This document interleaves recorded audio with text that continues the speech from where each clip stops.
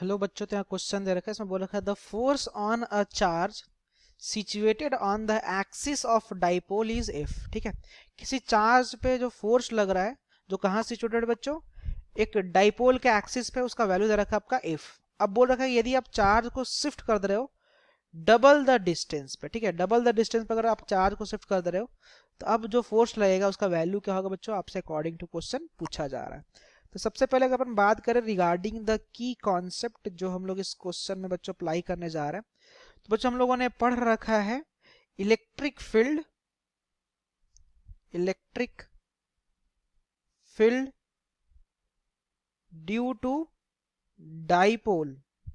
ठीक है, डाइपोल के कारण हमने इलेक्ट्रिक फील्ड का कॉन्सेप्ट हम लोगों ने पढ़ रखा है, तो वही कॉन्सेप्ट बच्चों हम लोग यहाँ पे क्वेश्चन में लगाने जा रहे हैं। ठीक है, तो अगर सबसे पहले अगर आपको कॉन्सेप्ट रिवाइज करा दूं, तो जैसे सपोज करो कि हमने यहाँ पे एक लाइन ले रखा है, इस लाइन के एक एंड पे हमने एक चार्ज रखा है माइनस क्यू और एक पे हमने रखा चार्ज प्लस क्यू।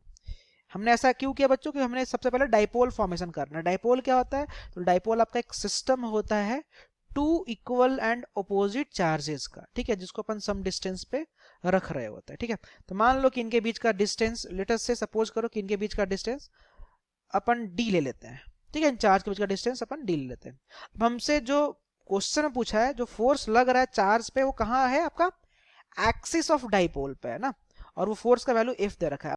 तो बच्चों एक्सिस के बारे में बात करने से पहले सबसे पहले अगर हम बात करें कि डाइपोल के बारे में कुछ और इन्फॉर्मेशन इकट्ठा करते हैं।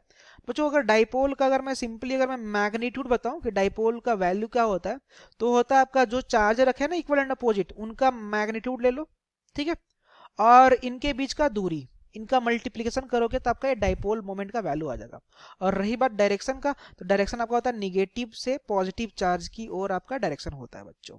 ओके, मतलब अगर मैं यहाँ पे माइनस है और यहाँ पे प्लस है, तो जो डायरेक्शन होगा आपका वो ऐसे होगा, राइट वर्ड होगा। ठीक है, अब सिंस हमसे बोला कि इसके एक्सिस पे रखा जा रहा है एक चार्ज को। ठीक है, तो एक्सिस के लिए अगर हम बात करें बच्चों, तो जब भी हम लोग डाइपोल के क्वेश्चन को सॉल्व कर रहे होते हैं, तो जो भी हम लोग डिस्टेंस मेजरमेंट में ले रहे होते हैं वो सारा उसके सेंटर वाले पॉइंट से ले रहे होते हैं। तो मान लो कि इन दोनों का सेंटर वाला पॉइंट अगर ये है, तो इससे सपोज करो कि सम आर डिस्टेंस पे, यहां से मान लो कि सम आर डिस्टेंस पे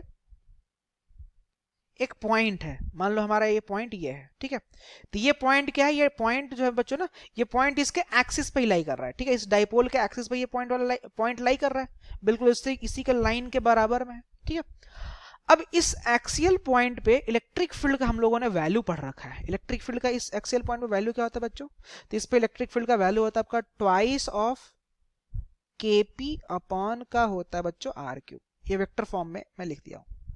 इलेक्ट्रिक फील्ड वेक्टर क्या होता है, 2kp अपॉन क्या होता है, आर क्यूब के बराबर होता है। Got it. अब अगर ध्यान दो तो जो p वाला वेक्टर बच्चों उसका वैल्यू तो फिक्स है, वो क्या होगा, q इंटू डी के बराबर होगा। k यहाँ पे क्या है, तो k आपका इलेक्ट्रोस्टैटिक कांस्टेंट है।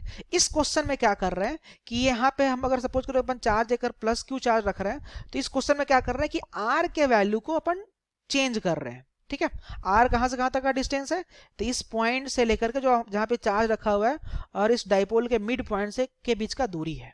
ठीक है, तो what we can say from here, अगर मैं मैग्नीट्यूड वाइज बात करूं तो वी कैन से ना कि एक्सियल पॉइंट पे इलेक्ट्रिक फील्ड का जो रिलेशन होता है आपका इनवर्सली प्रोपोर्शनल होता है आपका आर ऑफ क्यूब के। गॉट इट, ये हमारा इलेक्ट्रिक फील्ड का वैल्यू निकल गया। अब अपन यहाँ पे क्या करते हैं बच्चों, अगर आप ध्यान समझो, तो अगर फर्स्ट कंडीशन में हमसे क्वेश्चन में क्या बोल रखा है, फर्स्ट कंडीशन में हमसे क्वेश्चन में बोल रखा है कि इस पॉइंट, ये जो चार्ज है ना, इस चार्ज पे फोर्स का वैल्यू एफ है। ओके, मैं मान लेता हूं कि फर्स्ट कंडीशन में इलेक्ट्रिक फील्ड का वैल्यू ई है। मैं मान लेता हूं बच्चों कि इनिशियली इलेक्ट्रिक फील्ड का वैल्यू आपका ई है। ठीक है, तो उस कंडीशन में जो इलेक्ट्रोस्टैटिक फोर्स जो क्वेश्चन में दे रखा है वो बोल रखा है एफ है, और उस एफ का वैल्यू क्या होगा, तो एफ का वैल्यू हम लोगों ने पढ़ रखा है ना। अगर मैं मैग्नीट्यूड वाइज अगर अगेन चर्चा करूं, तो एफ बराबर क्या होता है हमारा, क्यू इंटू का ई होता है। क्यू जो कि इस चार्ज का वैल्यू, और ई इस जगह पे इलेक्ट्रिक फील्ड का वैल्यू। तो हमने स्टार्टिंग में इनिशियली ई मान लिया। Got it. अब मैं क्या करता हूं कि हमने आर का वैल्यू को क्या कर दिया, डबल कर दिया। मैं बाद का फाइनल इलेक्ट्रिक फील्ड निकालना चाहता हूं, फाइनल वैल्यू निकालना चाहता हूं पहले इलेक्ट्रिक फील्ड का।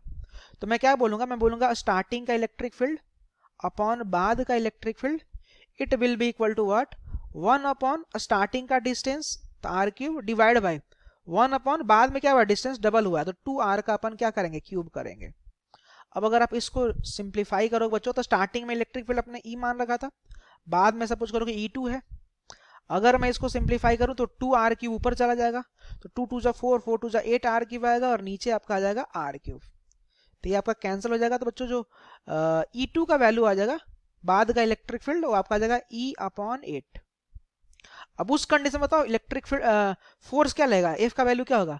तो उस कंडीशन में जो फोर्स का वैल्यू होगा, जिसको मैं F2 बोल देता हूँ, तो वो हो जाएगा बच्चों चार्ज, और उस टाइम पे इलेक्ट्रिक फील्ड, तो उस टाइम पे इलेक्ट्रिक फील्ड का वैल्यू है आपका E/8। अब आप बताओ Q इंटू ई का वैल्यू क्या है। तो Q इंटू ई का वैल्यू बच्चों यहाँ पे F के बराबर है। तो Q इंटू ई को रिप्लेस करो F से, तो जाएगा F/8। तो जो बाद में जो फोर्स लगेगा वो आपका 1/8 टाइम्स ऑफ स्टार्टिंग वाले फोर्स का होगा। तो ऑप्शन नंबर 4 जो बच्चों का करेक्ट है ना। Thank you.